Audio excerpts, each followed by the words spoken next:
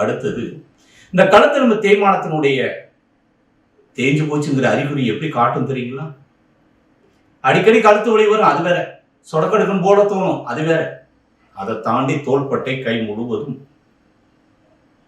ஒரு மரமரப்புன்னு சொல்லக்கூடிய ஒரு மரமரப்பான உணர்வு. அதுல முக்கியமாக கட்டை விரலும் ஆள்காட்டி விரலும் மரத்து போகுது அப்படின்னு சொல்லுவாங்க, இது ஒரு வகை. ஆள்காட்டி விரலும் நடுவரலும் மட்டும் மரத்து போகுது, இது 2வது வகை. கை சுண்டி விரலும் மோதிர விரல் மட்டும் மரத்து போகுது அப்படின்னு சொல்லுவாங்க, இது 3வது வகை.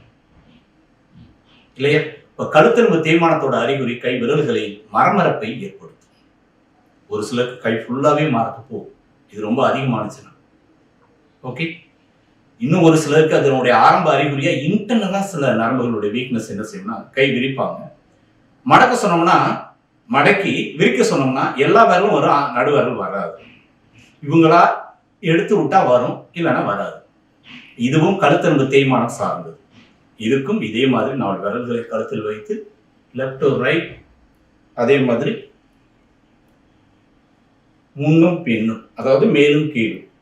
சென்ட்ரல் நல்லா பிரஸ் பண்ணிக்கணும், மேலும் கீழும், லெஃப்ட் டு ரைட். ஒரு எக்ஸசைஸ் காலையில தூங்கி எந்திரிச்சோன்னா ஒரு தடவை, இரவு ஒரு தடவை, தினசரி 2 தடவை இந்த பயிற்சியை செஞ்சோம்னா கழுத்தெலும்பு தேய்மானம் சரியாகும். கழுத்தில் இருந்து கை நரம்புகளில் இரத்த ஓட்ட குறைபாடு காரணமாக வரக்கூடிய கை மரமரப்பு சரியாகும். மிக மிக மிக அற்புதமான